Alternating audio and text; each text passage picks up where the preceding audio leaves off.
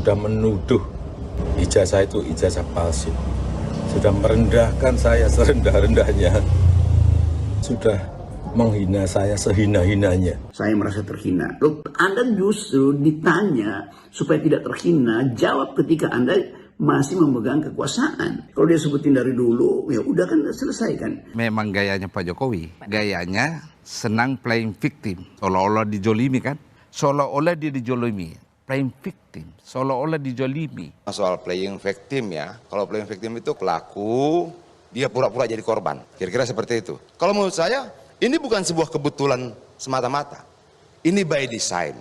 Tapi persoalannya untuk siapa desain ini? Untuk anaknya. Yang selalu dibawa kemana-mana. Itu makjulan Mas Gibran itu tanggapannya seperti apa? Semua orang sudah tahu bahwa Pak Presiden Prabowo Subianto dan Wapres Gibran Raka Buming Raka sudah mendapatkan mandat dari rakyat lewat pemilihan umum. Itu yang dinilai menyalahi konstitusi, Pak. Mas Gibran dinilai menyalahi konstitusi oleh para pihak. Ya itu semuanya kan sudah berproses semua. Ya, sesuai konstitusi aja. Dilihat di konstitusi kita sudah jelas dan gamblang. Yang Jokowi langgar itu. Kenapa? Ya karena ambisi kekuasaan. Karena keinginan untuk mengendalikan institusi itu. Harus kita hormati bahwa purnawirawan itu mengucapkan sesuatu karena mereka mampu membaca alam bawah sadar dari masyarakat kita yang tidak menginginkan ada kebohongan dan yang menuntut kejujuran dari Presiden Jokowi dalam proses memerintahkan Ketua Mahkamah Konstitusi dalam hubungan nepotisme untuk meloloskan Gibran. Jadi semua hal itu ada di dalam benak publik, diucapkan secara distintif dan clear oleh para purnawirawan, lalu jadi heboh. Ini masalah konstitusi, ini masalah bangsa, ini masalah rakyat. Yang jelas kita bertahan untuk menjaga konstitusi. Menjaga konstitusi adalah menjaga republik ini. Menjaga konstitusi adalah menjaga bangsa dan rakyat kita. Masalah kita adalah proses di Mahkamah Konstitusi. Oke, rubahlah undang-undang untuk rakyat. Rubahlah undang-undang untuk bangsa ini. Rubahlah undang-undang untuk negara. Rubahlah untuk undang-undang untuk kebaikan bersama. Tidak untuk satu orang anaknya. Kita melihat ada proses yang tidak fair di sini. Dan pegang satu hal. Keadilan akan mencari jalannya sendiri. Lalu sekarang mau merasa dirinya paling hebat gitu. Kita buka sejarahnya. Tidak bisa. Tidak bisa. Dan percayalah. Sekali lagi saya katakan keadilan akan mencari jalannya sendiri. Ya nanti dibuktikan lewat proses hukum. Nanti akan kita lihat di proses di pengadilan seperti apa. Sebetulnya ini bukan soal hukum, ini soal ethics, leadership ethics, etika kepemimpinan. Tetapi ini soal presiden yang berbohong.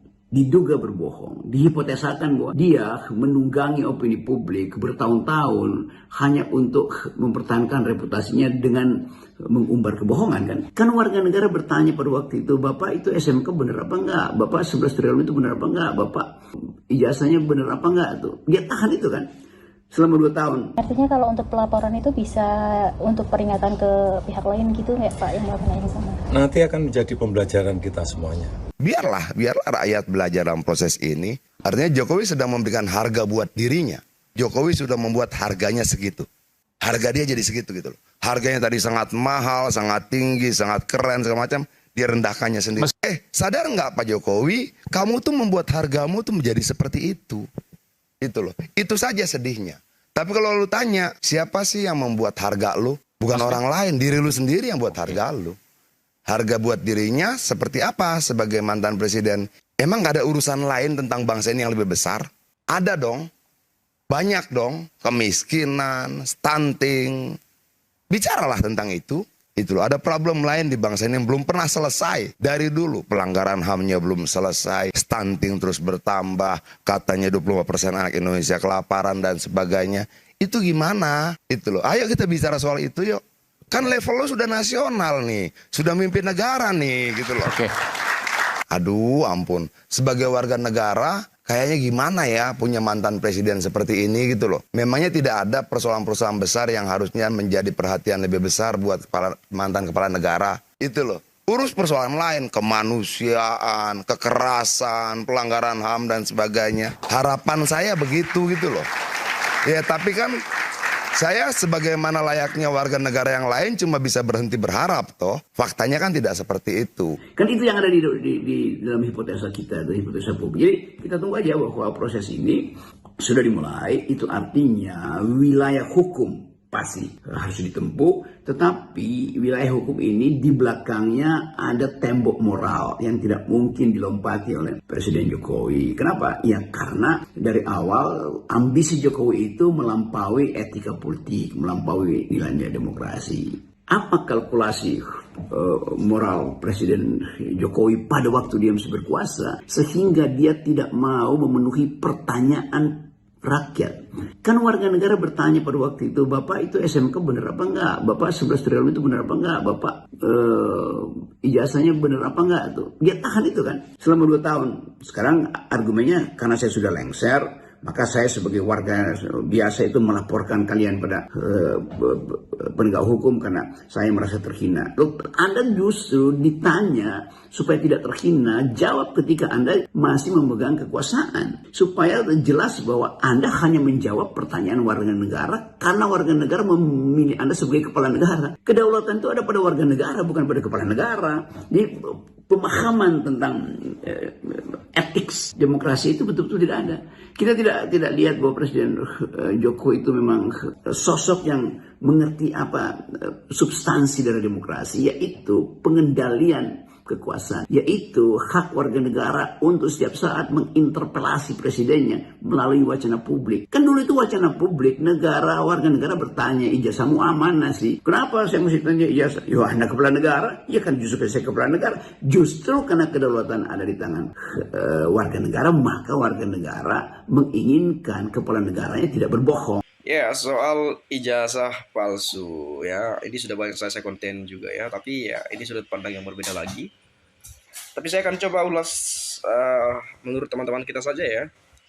Jadi capek juga bahas-bahas ini nih, udah tiap hari juga saya bahas ya.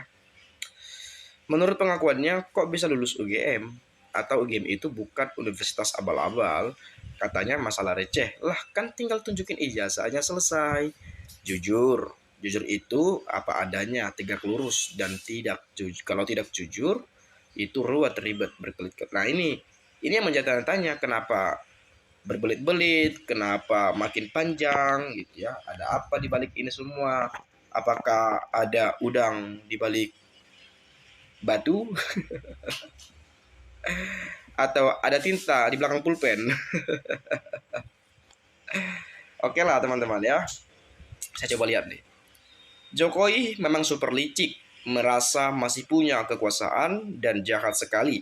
2 warganya sudah dipenjara. Sekarang akan penjarakan 5 orang terlapor. Ingat teman-teman, seangkatan di Fakultas Kehutanan sudah tunjukin ijazahnya, tapi aneh, Joko sendiri tidak mau atau menolak. Hanya ditunjukkan kepada wartawan, tapi tidak boleh difoto. Akibatnya, mayoritas rakyat semakin curiga dan benci kepada Jokowi karena tidak beri contoh dan suri tauladan yang baik. Kepolisian juga bikin blunder, terkesan istimewakan dan berpihak kepada Jokowi. Mantan Presiden ke-7 sengaja ingin menjarakan warganya karena masih haus akan kekuasaan, mumpung masih banyak penjilat-penjilatnya dan ternak-ternaknya.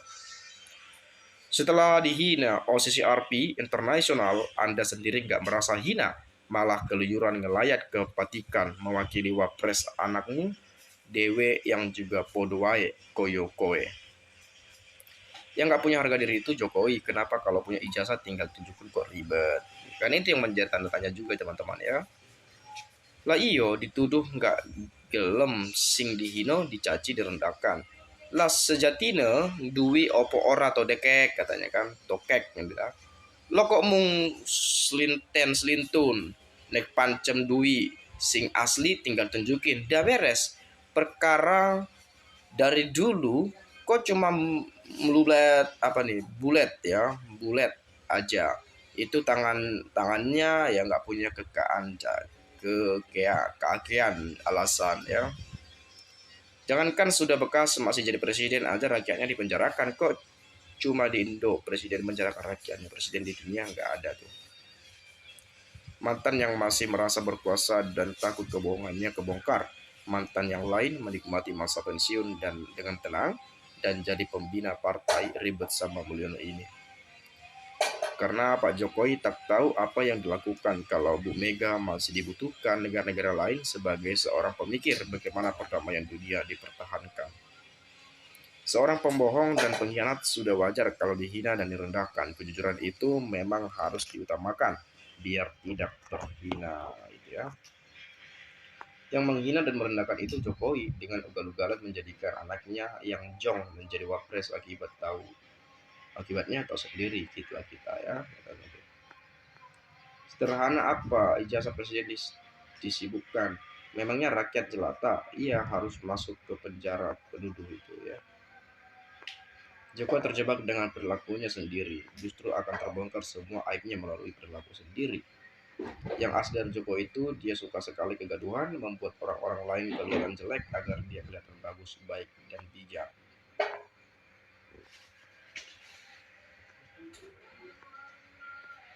Sudah diberi kehormatan bertahun-tahun, dimudahkan untuk semuanya, tinggal menikmati masa purnanya, tapi kok masih saja ribut terus hal yang sepele, malah musuh sama bekas rakyatnya, ternyata tidak punya rasa negarawan sama sekali.